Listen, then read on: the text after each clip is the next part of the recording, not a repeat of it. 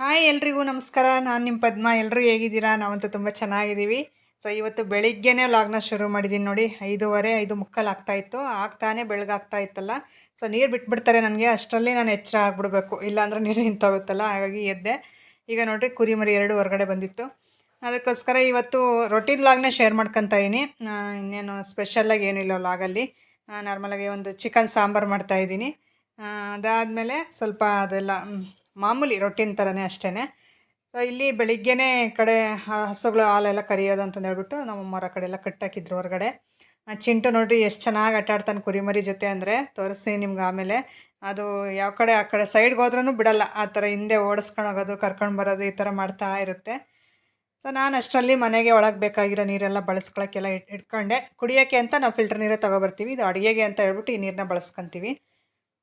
ಅದಕ್ಕೋಸ್ಕರ ಇನ್ನೇನು ಬೆಳ್ಳಗಾಗಿದ್ದ ತಕ್ಷಣ ಸ್ವಲ್ಪ ಹಾಲು ತಗೊಂಡು ಬಂದು ನಾನು ಕಾಫಿ ಎಲ್ಲ ಮಾಡಿದೆ.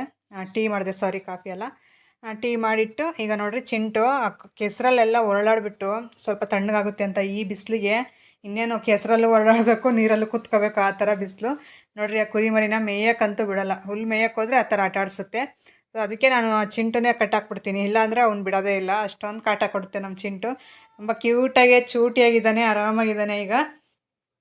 ಈಗ ನೋಡಿ ಇದರ ಹತ್ರ ನೋಡ್ಕೊಂಡು ನಾನು ಸ್ವಲ್ಪ ಕಸ ಹೊಡೆಯೋದೆಲ್ಲ ಇತ್ತು, ಇದ್ರ ಕೆಳಗೆ ಅದೆಲ್ಲ ಹೊಡೆದ್ಬಿಟ್ಟು ಮತ್ತೆ ಒಳಗಡೆ ಹೋಗಿ ರಾತ್ರಿದೇ ರಸಮ್ ಮಾಡಿದ್ದೆ, ರಾತ್ರಿ ಊಟಕ್ಕೆ ಅಂತ ಹೇಳ್ಬಿಟ್ಟು. ಆ ರಸಮ್ ಜೊತೆ ಈಗ ಸ್ವಲ್ಪ ಅನ್ನ ಮಾಡ್ಕೊಂಡಿದ್ದೀವಿ. ಸ್ವಲ್ಪ ತಿಂದುಬಿಟ್ಟು ಸ್ವಲ್ಪ ಚಿಕನ್ ಸಾಂಬಾರು ಮಾಡ್ಬೇಕಂತೆ ನಮ್ಮ ಮನೆಯವ್ರಿಗೆ. ಹೆಂಗೆ ಅಂದರೆ, ಈ ಹೆಣ್ಮಕ್ಳು ಪ್ರೆಗ್ನೆನ್ಸಿ ಇರೋರು ಯಾವ ಥರ ಬಯಸ್ತಾರೋ ಆ ಥರ ನಮ್ಮ ಮನೆಯವರು. ಯಾರಾದರೂ ಈಗ ಪಕ್ಕದ ಮನೆಯವರು ಒಂದು ಸ್ವಲ್ಪ ಸಾಂಬಾರು ಕೊಟ್ಬಿಟ್ರೆ, ಅವರೇ ಎಲ್ಲ ಬಿಡ್ರಿ, ನಾವು ಅಷ್ಟೇ, ಈ ನಾನ್ ವೆಜ್ ಸಾಂಬಾರು ಕೊಟ್ಬಿಟ್ರೆ ಅಂತೂ ನೆಕ್ಸ್ಟ್ ಡೇ ನಮ್ಮ ಮನೇಲಿ ಮಾಡಬೇಕು, ಆ ಥರ ಮನಸ್ಸಲ್ಲಿ ಒಂಥರ ಅನಿಸುತ್ತೆ. ಅದಕ್ಕೆ ನೈಟು ನಮ್ಮ ಅಮ್ಮ ಅವ್ರು ಕೊಟ್ಟಿದ್ದರು ಚಿಕನ್ ಸಾಂಬಾರು. ಅದಕ್ಕೆ ಇವತ್ತು ನಮ್ಮ ಮನೇಲಿ ಮಾಡು ಅಂತಂದು ಹೇಳ್ಬಿಟ್ಟು ಬೆಳಿಗ್ಗೆನೇ ಹೇಳ್ಬಿಟ್ಟು ಕೆಲ್ಸಕ್ಕೆ ಹೋದ್ರು ಅವರು. ಹಾಗಾಗಿ ಇನ್ನು ಬರೋಷ್ಟರಲ್ಲಿ ಮಾಡಿಲ್ಲ ಅಂದರೆ ಮತ್ತೆ ಬೈದ್ಬಿಡ್ತಾರೆ. ಅದಕ್ಕೋಸ್ಕರ ನಾನೇ ಸ್ವಲ್ಪ ರಿಸ್ಕ್ ಆದರೂ ಪರವಾಗಿಲ್ಲ ಅಂತ ಹೇಳ್ಬಿಟ್ಟು ಈಗ ಸದ್ಯಕ್ಕೆ ಸ್ವಲ್ಪ ಹೊಟ್ಟೆಗೆ ನೋಡ್ಕೊಳ್ಳೋಣ ಅಂತ ರಸಮ್ ಹಾಕ್ಕೊಂಡು ತಿಂತಾಯಿದ್ದೀನಿ. ಮಕ್ಕಳಾಗಲೇ ತಿಂದ್ಬಿಟ್ಟು ಅವ್ರು ಆಟಾಡೋಕ್ಕೆ ಅಂತ ಹೋದರು. ಇನ್ನೇನು ಬೇಸಿಗೆ ಮುಗಿಯೋವರೆಗೂ ಅವ್ರದ್ದು ಆರಾಮಾಗಿ ಆಟ ಆಡ್ಕೊಂಡಿರೋದೆ. ಯಾಕಂದರೆ ಸ್ಕೂಲು ಕಾಲೇಜೆಲ್ಲ ರಜಾ ಅಲ್ಲ, ಹಂಗಾಗಿ ಅವ್ರು ತಿಂದು ಆಟಾಡೋಣ ಅಂತಂದು ಹೋದರು. ನಾನು ಅಷ್ಟರಲ್ಲಿ ಸ್ವಲ್ಪ ಹೊಟ್ಟೆಗೆ ನೋಡ್ಕೊಂಡು ಆಮೇಲೆ ಕೆಲಸ ಇಟ್ಕೊಳ್ಳೋಣ ಅಂತ ಹೇಳ್ಬಿಟ್ಟು ಈ ಥರ ರಸಮ್ ಮಾಡಿಬಿಟ್ಟು ಬೆಳಗ್ಗೆ ತಿಂದರೆ ಎಷ್ಟು ಟೇಸ್ಟಾಗಿರುತ್ತಲ್ಲ. ನಾನು ರಾತ್ರಿ ಮಾಡಿದ್ದು, ರಾತ್ರಿ ಅಷ್ಟೊಂದು ಟೇಸ್ಟ್ ಅನ್ನಿಸ್ಲಿಲ್ಲ ನನಗೆ. ಬೆಳಿಗ್ಗೆ ತಿಂತಾಯಿದ್ರೆ ಇನ್ನೊಂದು ಸ್ವಲ್ಪ ಊಟ ಮಾಡೋಣ ಅಂತ ಅನ್ನಿಸ್ತಾಯಿತ್ತು, ಅಷ್ಟು ಚೆನ್ನಾಗಿತ್ತು ಅನ್ನಕ್ಕೆ. ಇದ್ರ ಜೊತೆ ಹಪ್ಪಳ ಸಂಡಿಗೆ ಕರ್ಕೊಂಡಿದ್ರೆ ಇನ್ನೂ ಚೆನ್ನಾಗಿರೋದು. ನನಗೆ ಅಷ್ಟೊಂದು ಟೈಮ್ ಇರಲಿಲ್ಲ, ಯಾಕಂದರೆ ಇನ್ನೂ ಸ್ವಲ್ಪ ವೀಡಿಯೋ ಮಾಡ್ಕೊತ ನಾನು ಈ ಕೆಲಸಗಳೆಲ್ಲ ಮಾಡಬೇಕಲ್ಲ. ಹಂಗಾಗಿ ಸ್ವಲ್ಪ ಬೇಗ ಕೆಲಸಗಳೆಲ್ಲ ಮುಗಿದ್ರೆ ಆಮೇಲೆ ನಾನೇ ಸ್ವಲ್ಪ ಆರಾಮಾಗಿರ್ಬೋದು. ಇನ್ನು ವೀಡಿಯೋ ಎಡಿಟಿಂಗ್ ಇರುತ್ತೆ, ವಾಯ್ಸ್ ಓವರ್ ಇರುತ್ತೆ, ತಮ್ಬ್ಲೈನು ಇವೆಲ್ಲ ತುಂಬ ರಿಸ್ಕು. ನೀವು ನೋಡ್ತಾ ಇರೋರು ಅಂದ್ಕೋಬೋದು ಸ್ವಲ್ಪ ಜನ, ಇವ್ರಿಗೇನು ಬಿಡ್ರಿ ಆರಾಮಾಗಿ ವೀಡಿಯೋ ಮಾಡ್ತಾರೆ ಹಾಕ್ತಾರೆ ಅಂತ. ಆ ವೀಡಿಯೋ ಮಾಡೋದ್ರಿಂದ ಇರುವಷ್ಟು ಕಷ್ಟ ನಿಜವಾಗ್ಲೂ ಯಾವುದೂ ಇಲ್ಲ. ಅಷ್ಟೊಂದು ಕಷ್ಟಪಡಬೇಕು ವೀಡಿಯೋ ಮಾಡೋದ್ರಿಂದ ಹಿಡಿದು, ವೀಡಿಯೋ ತೆಗಿಯೋದ್ರಿಂದ ಹಿಡಿದು, ಅದು ಎಡಿಟಿಂಗ್ ಆಗಿರ್ಬೋದು, ವಾಯ್ಸ್ ಓವರು, ತಮ್ಬ್ಲೈನು ಮತ್ತು ಅಪ್ಲೋಡ್ ಮಾಡೋವರೆಗೂ ತುಂಬ ಕೆಲಸ ಇರುತ್ತೆ. ಅದು ಮನೆ ಕೆಲಸ ಮಾಡ್ಕೊಂಡಿದ್ದೆಲ್ಲ ಮಾಡಬೇಕಂದ್ರೆ ತುಂಬ ಕಷ್ಟ ಆಗುತ್ತೆ. ಆದರೂ ಒಂದೊಂದು ಸಾರಿ ನಮ್ಮ ಮನೆಯವರು ಬೈದೇ ಬಿಡ್ತಾರೆ. ಯಾವಾಗಲಾದ್ರೂ ಸ್ವಲ್ಪ ಅಡುಗೆ ಲೇಟ್ ಆದಾಗ ಬೈತಾರೆ ಅಷ್ಟೇ, ಇನ್ಯಾವ ಕೆಲಸ ಎಲ್ಲಿದ್ರೂ ಏನೋ ಮಾತಾಡೋಲ್ಲ. ಸ್ವಲ್ಪ ಅಡುಗೆ ಮಾತ್ರ ಸ್ವಲ್ಪ ಲೇಟ್ ಆಗಿಬಿಟ್ರೆ ಅವಾಗ ಬೈದು ಬಿಡ್ತಾರೆ. ನಾನು ಅದಕ್ಕೆ ಯಾವುದೆಲ್ಲೇ ಇರಲಿ ಫಸ್ಟ್ ಅಡುಗೆ ಮಾಡಿಬಿಡ್ತೀನಿ. ಅಡುಗೆ ಮಾಡಿ ಮಿಕ್ಕಿದ ಕೆಲಸ ನಾನು ನಿಧಾನಕ್ಕೆ ಮಾಡ್ಕೊಳ್ಳೋದು. ಹಾಗಂತ ಈಗ ನಾನು ರಸಮ್ಮನ್ನು ಊಟ ಮಾಡಿದೆ, ಅದನ್ನು ಆ ಕಡೆ ಇಟ್ಬಿಟ್ಟು ಈಗ ಬಂದು ಚಿಕನ್ ಸಾಂಬಾರು ಅಂತ ಹೇಳಿದ್ನಲ್ಲ, ಚಿಕನ್ ಸಾಂಬಾರಿಗೆ ಎಲ್ಲ ರೆಡಿ ಮಾಡ್ತಾಯಿದ್ದೀನಿ. ಇನ್ನೇನು ಕರೆಂಟ್ ಹೋಗುತ್ತೆ, 1 ಅವರ್ ಅಷ್ಟು ಕರೆಂಟ್ ತೆಗೆದುಬಿಡ್ತಾರೆ. 9:30 ಅಷ್ಟು, 9:30 ಹಂಗೆ ತೆಗೆದ್ರೆ ಒಂದು 10:30 ಹಂಗೆ ಕೊಡ್ತಾರೆ ಮತ್ತೆ. ಅದಕ್ಕೋಸ್ಕರ ಫಸ್ಟು ಸಾಂಬಾರಿಗೆ ಎಲ್ಲ ಜೋಡಿಸ್ಬಿಟ್ಟು ಮಿಕ್ಸಿ ಮಾಡ್ಕೊಂಡು ಇಟ್ಕೊಂಡ್ರೆ ಇನ್ನು ಯಾವಾಗ ಬಂದರೂ ಬರಲಿಲ್ಲ ಅಂದರೂ ಪರವಾಗಿಲ್ಲ, ಅಡ್ಜಸ್ಟ್ ಮಾಡ್ಕೊಬೋದು ಅಂತ. ಈಗ ಸೌದೆ ಒಲೆಯಲ್ಲಿ ಮಾಡೋಣ ಅಂತ ಹೇಳ್ಬಿಟ್ಟು ಇದು ಯಾವುದಂದರೆ ಇದೊಂಥರ ಅದ್ಯಾವ ಕೋಳಿ, ಬಾಯ್ಲರಲ್ಲ, ಬೇಗ ಬೇಯುತ್ತಲ್ಲ ಆ ಕೋಳಿ ಎಲ್ಲ ತಂದಿರೋದು. ಸ್ವಲ್ಪ ನಾಟಿ ಕೋಳಿ ಥರ ಇರುತ್ತಲ್ಲ ಅದು, ಫಾರಮ್ ಕೋಳಿ ಅಂತಾರಲ್ಲ ಅದು, ಆ ಕೋಳಿ ತಂದಿರೋದು. ಹಂಗಾಗಿ ಸ್ವಲ್ಪ ಜಾಸ್ತಿ ಹೊತ್ತು ಬೇಯ್ತದಲ್ಲ, ಅದು ಮಟನ್ ಇದ್ದಂಗೆ ಇರುತ್ತಲ್ಲ. ಹಂಗಾಗಿ ಸೌದೆ ಒಲೆಯಲ್ಲಿ ಮಾಡೋಣ ಅಂತ, ಟೇಸ್ಟ್ ಚೆನ್ನಾಗಿರುತ್ತೆ ಬೇಯ್ತಾ ಅಂತ ಹೇಳ್ಬಿಟ್ಟು. ಈಗ ಇದೆಲ್ಲ ಸ್ವಲ್ಪ ಎಲ್ಲ ಎದ್ದೋಗ್ಬಿಟ್ಟಿತ್ತು. ಅದಕ್ಕೋಸ್ಕರ ನಾನು ಅದು ಎಡ್ಲೆ ಇಟ್ಟಿದ್ನಲ್ಲ ಅದನ್ನೆಲ್ಲ ಸೌದೆ ತೆಗೆದುಬಿಟ್ಟು ಈಗ ಇದಕ್ಕೆಲ್ಲ ಸಗಣಿ ಹಾಕ್ಬಿಟ್ಟು ಫಸ್ಟ್ ಸಾರಿಸ್ಕೊಬಿಡೋಣ ಅಂತ. ಅಪ್ಪಪ್ಪ ಬಿಸಿಲು ಹೊಡಿತಾ ಇತ್ತು ಅಂದರೆ ನಿಜವಾಗ್ಲೂ ಅಲ್ಲಿ ಕುತ್ಕೊಂಡು ಸಾರಿಸೋ ಅಷ್ಟರಲ್ಲಿ ಫುಲ್ ಸ್ನಾನ ಮಾಡ್ದಂಗೆ ಆಗೋಗಿದ್ದೆ ನಾನಂತೂ. ಅಷ್ಟು ಬಿಸಿಲು. ಈ ಬಿಸಿಲಲ್ಲಿ, ಉರಿ ಬಿಸಿಲಲ್ಲಿ ನಮ್ಮ ಮನೆಯವ್ರು ಹೊರಗಡೆ ಕೆಲಸ ಮಾಡ್ತಾರೆ. ನಿಜವಾಗ್ಲೂ ತುಂಬ ಗಟ್ಟಿ ಮನುಷ್ಯರು ಬಿಡ್ರಿ ಗಂಡು ಮಕ್ಕಳು ಅಂತ ಹೇಳ್ಬೋದು. ಯಾಕಂದರೆ ನಮ್ಮ ಕೈಲಿ ಇಲ್ಲಿ ಕುತ್ಕೊಂಡಿದ್ದೆಲ್ಲ ಸಾರ್ಸೋಕ್ಕಾಗಲಿಲ್ಲ, ಅಷ್ಟೊಂದು ಬಿಸಿಲಿಗೆ ತಡೆಯೋಕ್ಕೆ ಆಗಲಿಲ್ಲ. ನಾನು ನಿಜವಾಗ್ಲೂ 1/2 ಅವರ್ ಅಷ್ಟರಲ್ಲಿ ತಲೆನೋವೇ ಬಂದುಬಿಡ್ತು. ಆಮೇಲೆ ಟ್ಯಾಬ್ಲೆಟ್ ತಗೊಂಡು ನಾನು ಮಲಗಿದ್ದು ಆಯಿತು ಸ್ವಲ್ಪ ಹೊತ್ತು. ಅಷ್ಟು ಬಿಸಿಲಲ್ಲಿ ಡೈಲಿ ನಮ್ಮ ಮನೆಯವ್ರು ಬೆಳಿಗ್ಗೆ 6 ಗಂಟೆಯಿಂದ ಸಂಜೆ 6 ಗಂಟೆವರೆಗೂ ಕೆಲಸ ಮಾಡ್ತಾರೆ. ನಮ್ಮ ಮನೆಯವ್ರದ್ದು ಬಾರ್ ಬೆಂಡಿಂಗ್ ಕೆಲಸ ಅಂತ ಹೇಳಿದ್ನಲ್ಲ, ತುಂಬ ವಿಡಿಯೋದಲ್ಲಿ ಹೇಳಿದ್ದೀನಿ.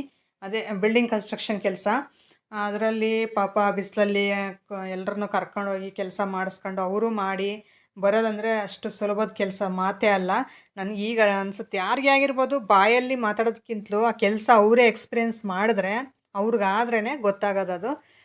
ನನಗೀಗ ಈ ಬಿಸಿಲಲ್ಲಿ ಕುತ್ಕೊಂಡು ಈ ಕೆಲಸ ಮಾಡ್ತಾ ಇರೋದಕ್ಕೆ ನನಗೆ ನಮ್ಮ ಮನೆಯವ್ರ ಬಗ್ಗೆ ಅರ್ಥ ಆಗ್ತೈತೆ. ಒಳಗಡೆ ನೆರಳಲ್ಲಿ ಇದ್ಕೊಂಡು ಏನೋ ನೀನು ಮಾಡಿ ಬಂದಿರೋದು ಅಂತಂದು ಹೇಳ್ಬಿಟ್ಟು ನಾವೇ ಅವಾಜ್ ಆಗ್ತೀವಿ. ಆ ಥರ ಅದು ಯಾರಿಗೇ ಆಗಿರ್ಬೋದು, ಎಕ್ಸ್ಪೀರಿಯೆನ್ಸ್ ಆದ್ರೇ ಸ್ವಂತವಾಗಿ ಅರ್ಥ ಆಗೋದು ಯಾವುದೇ ವಿಷಯ ಆಗಿರ್ಬೋದು. ಇದು ಅಂತ ಅಲ್ಲ, ಯಾವುದೇ ಒಂದು ಚಿಕ್ಕ ವಿಷಯ ಆಗಲಿ ಅವ್ರ ಲೈಫಲ್ಲಿ ಅದು ನಡೆದ್ರೇ ಗೊತ್ತಾಗೋದು. ಈಗ ನೋಡಿ, ನಾನು ಸಗಣಿ ನಮ್ಮ ಅಮ್ಮರ ಮನೆ ಹತ್ರ ತಗೊಂಡು ಬಂದು ಈಗೆಲ್ಲ ಸಾರಿಸ್ತಾಯಿದ್ದೀನಿ. ಈ ಬಿಸಿಲಲ್ಲೇ ಮಾಡಬೇಕೀಗ ಸಾಂಬಾರು. ಇಂಥ ಬಿಸಿಲಲ್ಲಿ ಅಡುಗೆ ಮಾಡೋದು ಬೇಡ, ಊಟ ಮಾಡೋದು ಬೇಡ ಅನ್ನಿಸ್ಬಿಡ್ತು ನನಗೆ. ಸಾಂಬಾರು ಮಾಡೋ ಅಷ್ಟರಲ್ಲಿ ದೇವರೇ ಕಾಣಿಸ್ಬಿಟ್ಟ, ಅಷ್ಟು ಬಿಸಿಲು. ಅದು ನಾನು ಹುಟ್ಟಿನಿಂದ ನಿಜವಾಗ್ಲೂ ಈ ಥರ ಬಿಸಿಲು ನೋಡೇ ಇಲ್ಲ. ಇದೇ ಫಸ್ಟ್ ಟೈಮ್ ಈ ಥರ ಬಿಸಿಲು. ನಾನು ನೆರಳಿಗೆ ಮತ್ತು ಗಾಳಿಗೆ ಎಷ್ಟೊಂದು ಆತುವರದೊಳೆಲ್ಲ ಅಷ್ಟರಲ್ಲಿ. ಅಂಥದ್ರಲ್ಲಿ ಈಗ ಈ ಬಿಸಿಲಲ್ಲಿ ಎಷ್ಟು ಗಾಳಿ ಇದ್ದರೂ ನನಗೆ ಸಾಲದು, ಎಷ್ಟು ತಣ್ಣಗಿರೋ ನೀರು ಕುಡಿದ್ರೂ ಸಾಲದು. ಆ ಥರ ಹಾರಾಡ್ತಾಯಿದ್ದೀನಿ ಸುಮ್ಮನೆ. ಇನ್ನೂ ಹೋಗ್ತಾ ಹೋಗ್ತಾ ಯಾವ ಥರ ಬಿಸಿಲು ತಡೆಯುತ್ತೋ ಏನೋ ಅಂತ ನನಗೆ ಈಗಲೇ ಭಯ ಅನ್ನಿಸ್ತಾ ಐತೆ. ಆದರೂ ನಾವು ಆದಷ್ಟು ಗಿಡ ಮರಗಳನ್ನೆಲ್ಲ ಬೆಳೆಸಬೇಕು. ನಾವು ಗಿಡ ಮರ ಎಲ್ಲ ಬೆಳೆಸಿದ್ರೆ ತಾನೇ ಮಳೆ ಬೆಳೆ ಎಲ್ಲ ಆಗೋದು. ನಾವು ಇರೋವೆಲ್ಲ ಹಾಳು ಮಾಡ್ತಾ ಕಡಿತಾ ಹೋಗ್ತಾಯಿದ್ರೆ ಇನ್ನೆಲ್ಲಿ ಬರೋಕ್ಕೆ ಸಾಧ್ಯ ಹೇಳ್ರಿ? ಈಗ ಬಿಸಿಲೆಲ್ಲ ಕಡಿಮೆ ಆಗಬೇಕಂದ್ರೆ ಮಳೆ ಬರಬೇಕು, ಮಳೆ ಬರಬೇಕಂದ್ರೆ ಗಿಡ ಮರ ಬೆಳೆಸ್ಬೇಕು.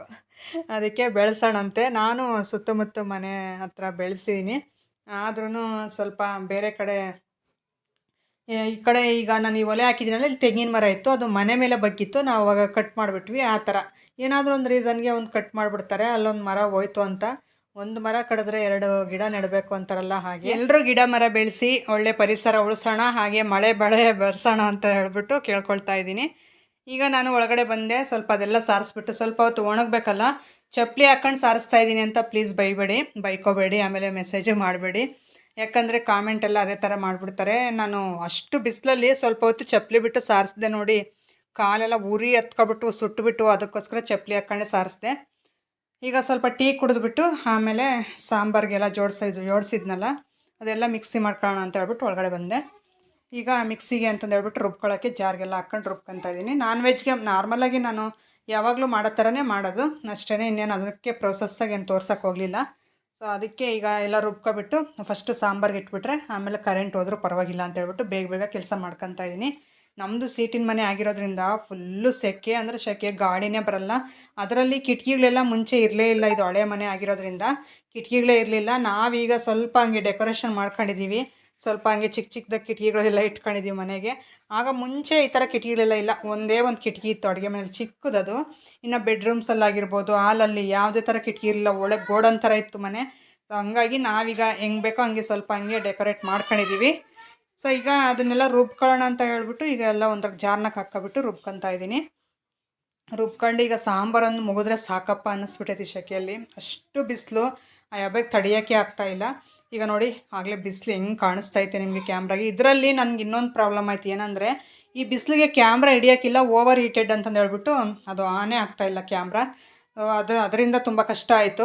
ಬೇರೆ ಯಾರೂ ಇಲ್ಲ ಬೇರೆಯವ್ರ ಕೈಲಿ ವೀಡಿಯೋ ಮಾಡ್ಸೋಣ ಅಂದರೆ, ಅದಕ್ಕೆ ಏನಾದರೂ ನೆರಳು ಥರ ಕೊಟ್ಟುಬಿಟ್ಟು ನಾನು ವೀಡಿಯೋ ಮಾಡಬೇಕಾಯಿತು.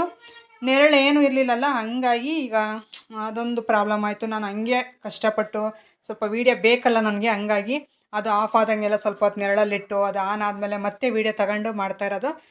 ಏನಾದರೂ ತಪ್ಪಿದರೆ ಕ್ಷಮಿಸಿ ಪ್ಲೀಸ್ ಆದಷ್ಟು. ಯಾಕಂದರೆ ನಾನು ಸ್ವಲ್ಪ ಕಷ್ಟಪಟ್ಟೆ ವೀಡಿಯೋ ಮಾಡಿದ್ದೀನಿ ಇವತ್ತಿನ ವ್ಲಾಗು.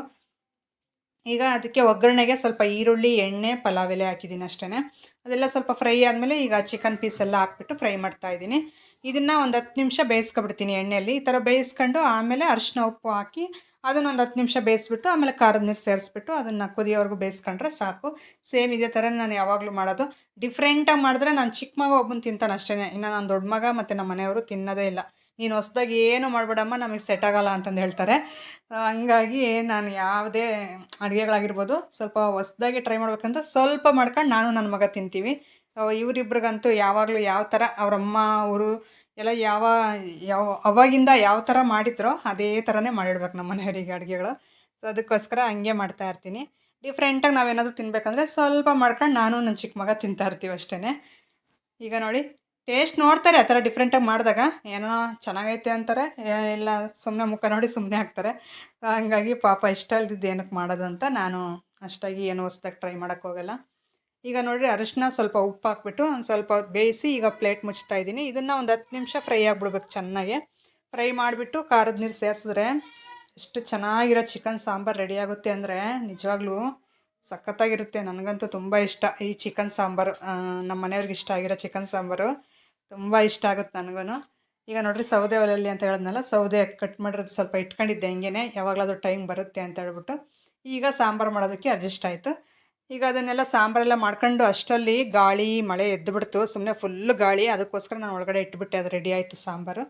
ಅದಾದಮೇಲೆ ಇದು ವರ್ಷದ ಮೊದಲನೇ ಮಳೆ ಅಂತಂದು ಹೇಳ್ಬೋದು. ನಾನು ಮಳೆ ಬರುತ್ತೇನೋ ಅಂದ್ಕೊಂಡೆ, ಸಂಜೆ ಒಂದು ಸ್ವಲ್ಪ ಲೈಟಾಗಿ ಬಂತು. ಅದನ್ನೇ ಮಳೆ ಅಂತ ತಿಳ್ಕೊಬೇಕು ನಾವು ಅಷ್ಟೇ.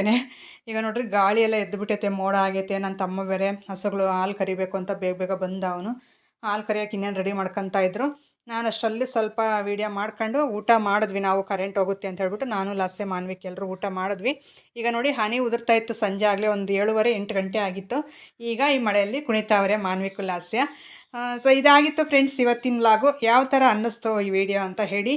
ಹಾಗೆ ಹೊಸಬ್ರಾಗಿದ್ದರೆ ಸಬ್ಸ್ಕ್ರೈಬ್ ಮಾಡ್ಕೊಳ್ಳಿ. ಸಿಗೋಣ ಮುಂದಿನ ವಿಡಿಯೋದಲ್ಲಿ. Thank you for watching. Bye ಎಲ್ರಿಗೂ.